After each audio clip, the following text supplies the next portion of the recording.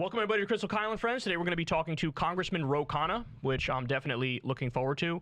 Crystal, he was leading the movement to get the Epstein files released, him and Thomas Massie, and he hit a bunch of roadblocks, and Mike Johnson is like blocking it while pretending he's not blocking it because that's the marching orders from Trump. It'll be curious to talk to him about that. It'll be curious to talk to him about how he thinks the Democrats are doing now in terms of the fight, because I saw one poll now that their approval actually went up big time just because they're taking on the fight over this shutdown. It actually increased 20 points. Whoa. Yeah, just for taking on one fight. And a lot of that is probably Democratic base voters who were giving them negative ratings and are now for sure. oh, okay. All Without right. a doubt. Yeah. So it'll be interesting to talk to him about all that stuff. Yeah, absolutely. And he also has been leading the charge and standing by our man, Grant Plattner. So we appreciate that. Yeah, well, too. so did Bernie. It's interesting. It appears like, I don't know, some of them have learned their lesson, right? Some of them have learned their lesson. That now, I think, I've heard the Al Franken thing mentioned a number of times as like a big mistake. That, remember when the Democrats threw Al Franken under the bus because he took like some risque picture? Some grabbing a titty picture. But he didn't. I don't even think he grabbed it, right? I think he was like pretending to I might grab this, and it didn't. All feels very quaint these days. I think that's the other thing is it's just like, guys, Donald Trump's in the White House. Right. Republicans are just out and out being like, we are Nazis, and posting it on their main government accounts. Right. So we're gonna hand wring over some old bad tattoo. Come on, get out of here. We just saw that new Plattner poll that came out. Post-scandal. So happy. Post-scandal. So happy. He's beating the sitting Democratic governor by what? Over 20 points? Yeah. So it was. And this is after they tried to say he's got a Nazi tattoo. Here's old Reddit posts him saying he's a communist and whatever. And the main voters were like, blow me. So don't care. He's at 58. Janet Mills is at 24. So he has double. More than double. The sitting governor. I need people to understand how crazy that might be unprecedented. And he was a nobody. No one had ever heard of him. Yeah. And he's just built people are like, oh, here's someone who actually stands for something and is willing to say it's a genocide and is not just some terrible soulless corporate ghoul. And it's a thing of beauty. I mean, the liberal base is coming through, man. They are coming through. I mean, I really do think it's a function of Trump being able to get away with literally anything and everything. It broke something in the liberal mind where they're like, okay, if these are the new rules, these are the new rules. Gloves Fine, off. No problem. This is our guy. We don't care what you have to say about him. Yeah. No problem. We're going to fucking ride or die with our people, just like you idiots ride or die with your people.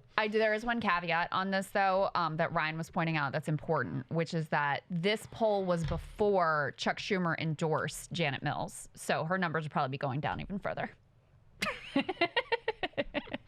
As Chuck Schumer goes, so goes the country, as they say. As they say, yes. Yeah. So anyway, before we get to Ro Khanna, let's talk about this. Harry Enton released a video here where he talks about Trump's approval ratings, particularly as it pertains to the economy. This is a pretty big deal. Take a look. Yeah, my mama was a doctor, and I think she'd look at these numbers and say that Donald Trump's doing absolutely awful in the minds of the American people. What are we talking about? We're talking about new lows for Donald Trump. He's hit new lows for himself. Trump's economic net approval rating hits lows with these pollsters. CNBC, look at this. Down now, minus 13 points on the net approval rating on the economy. You come to this side of the screen, it's minus 19 points among Quinnipiac. And keep in mind, we're talking about hitting record lows for Donald Trump in either his first term, which of course ended back in 2021, or his second term, which is ongoing right now. The bottom line is Donald Trump is at the lowest point ever in either of his terms. But compare it to presidents historically. Yeah, let's take a look at this. Donald Trump is beating himself in the way you don't want to beat yourself, record lows, but let's compare it to other presidents. Well, let's take a look here. Okay, worst economic net approval ratings at this point among presidents since 1977. In the presidency, right, this is a new Donald Trump presidency. Look at this. He's the worst for any presidency at this point. How about the second term? Come to this side of the screen. Of course, Trump's in his second term. He's the worst for any president at their second term at this point. So Donald Trump isn't just beating himself with record lows. This is the lowest for any president ever at this point in either a presidency or for a second term. Donald Trump setting the types of records you simply put do not want to set. How could the shutdown impact this? What are you looking at with this? Yeah, okay. So you see that Donald Trump is right now at the trough in terms of his net approval rating on the economy.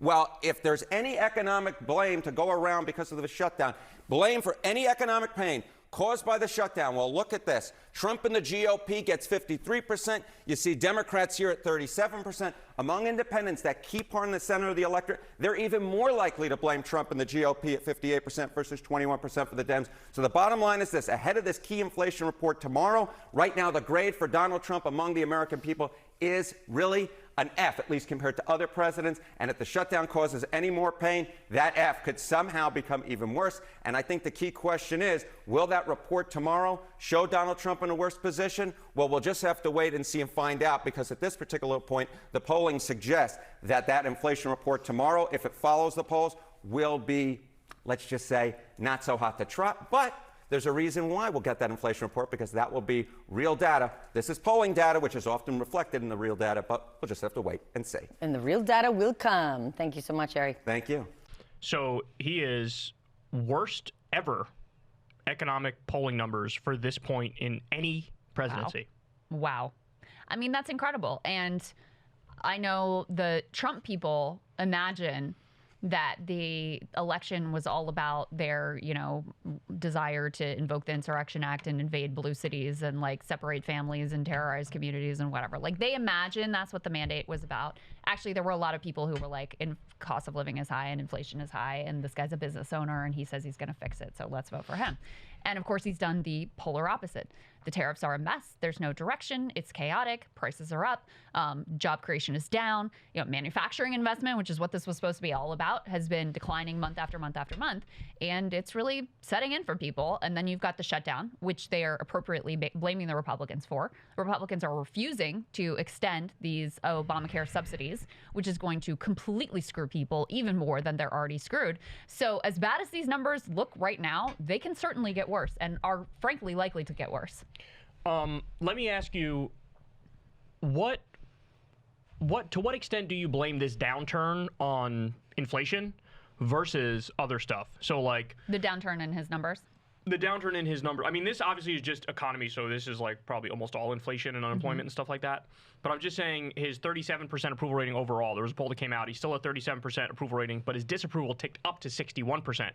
So do you think that's mostly because of inflation and the economy shitting the bed, or do you think that also has something to do with the Epstein files, the ICE raids, et cetera, et cetera? How do you disaggregate that? I would say probably the bulk of it is economic, but the other things are a real problem too. And, he ran on this idea of like bringing an end to chaos, and they created this image of all this like chaos at the border and lawlessness in the streets, et cetera.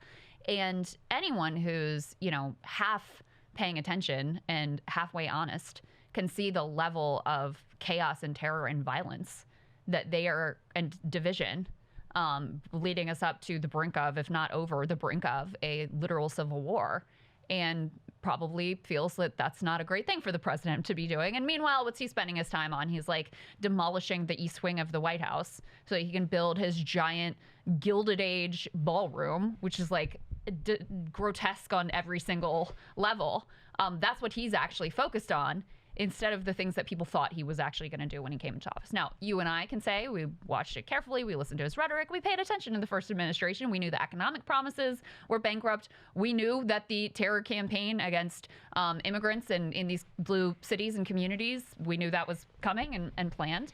But I think, a lot of people felt like, things were a little better when he was around the first time, and so that's what we're gonna go for. And they're hyperbolic. The country still existed, and we still had elections, so maybe it wasn't the fascist reign that we expected. And now you just have to look at the landscape and be like, oh, the liberals maybe had a point about that. Yeah, and you said, maybe he was picked to sort of clean up the chaos and the crime or whatever. Meanwhile, he causes all the chaos.